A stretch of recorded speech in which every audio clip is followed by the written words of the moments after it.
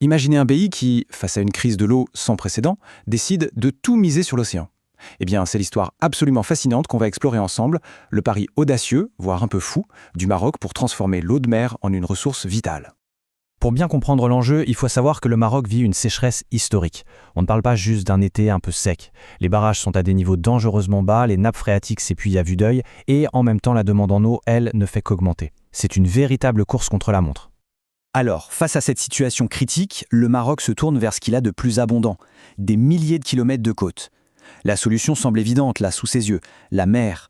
Mais la grande question, c'est comment on fait concrètement pour transformer l'eau salée de l'océan en eau potable pour des millions de personnes. C'est là que le défi devient colossal. Et pour relever ce défi, le Maroc a un plan. Et quand on parle de plan, ici on parle d'une ambition absolument démesurée, qui vise carrément à révolutionner tout son système d'approvisionnement en eau. Accrochez-vous bien parce que les chiffres donnent le vertige. Regardez attentivement ces chiffres, c'est assez parlant. En près de 50 ans, le Maroc a développé une capacité de 85 millions de mètres cubes par an. C'est bien, mais aujourd'hui, l'objectif c'est d'atteindre 1700 millions de mètres cubes en seulement 6 ans. Ce n'est plus une progression, c'est un véritable saut quantique. On parle bien de multiplier la capacité par 20. Ce chiffre-là, il dit tout. Le dessalement n'est plus une solution d'appoint, une sorte de plan B. Non, ça devient la pierre angulaire de la sécurité hydrique du pays. C'est un changement total de stratégie. Et le résultat attendu, eh bien, d'ici 2030, plus de la moitié de l'eau potable au Maroc proviendra directement de la mer. C'est une transformation radicale. Pour des millions de Marocains, l'eau du robinet sera en fait de l'ancienne eau de l'océan. Alors, la question qu'on se pose tous, c'est comment un tel exploit est-il seulement possible? Comment passer d'une idée aussi ambitieuse à la réalité? La réponse du Maroc tient en fait en 3 grands piliers. Voilà le triptyque, la bonne technologie, les bons financements et une vision intégrée à l'échelle de tout le pays. C'est la combinaison de ces 3 éléments qui doit rendre ce plan réalisable. Alors, décortiquons un peu chacun de ces piliers. Au cœur de la machine, il y a une technologie qui a fait ses preuves, l'osmose inverse. Pour faire simple, on pousse l'eau de mer avec une pression énorme à travers des membranes qui agissent comme des filtres incroyablement fins. Le sel et les impuretés sont bloqués et de l'autre côté, on récupère une eau d'une très grande pureté. Bon, la technologie c'est une chose, mais il faut financer ces usines gigantesques. On parle de projets à plusieurs milliards. C'est là qu'intervient le fameux partenariat public-privé, ou PPP. En gros, l'État s'associe avec des géants du secteur privé qui apportent l'argent et leur expertise pour construire et gérer les usines. Et la preuve que ça marche, le projet d'Agadir a carrément été récompensé comme le meilleur PPP de l'année au niveau mondial. C'est un signal extrêmement fort qui montre que le modèle marocain est crédible et qu'il attire les meilleurs experts et les capitaux du monde entier. Et le 3e pilier, c'est l'intégration.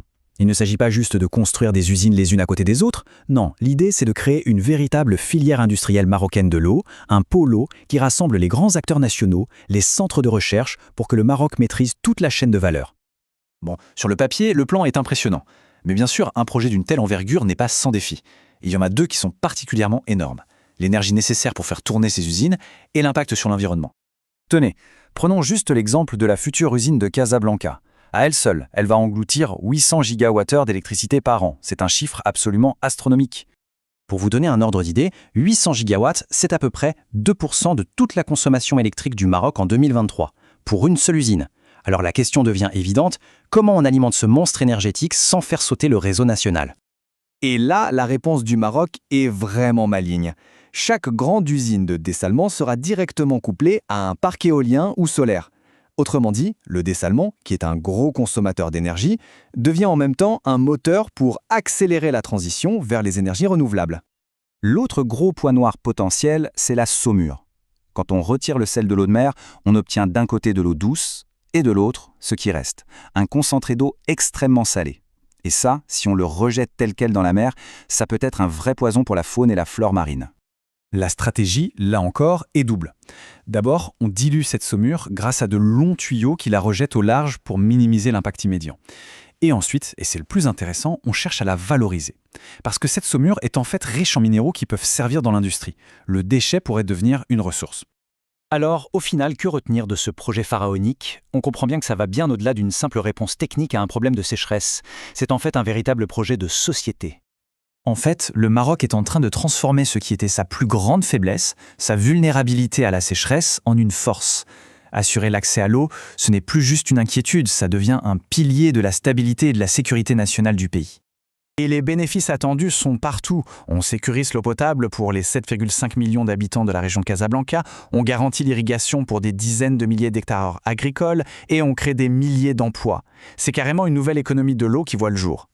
Le Maroc a donc fait son pari. Un pari audacieux, c'est certain, risqué peut-être, mais qui pourrait bien servir de modèle à tous les pays du monde qui luttent contre le manque d'eau.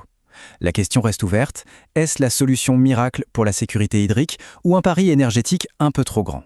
L'avenir nous le dira, mais une chose est sûre, le monde entier regarde ce qui se passe au Maroc.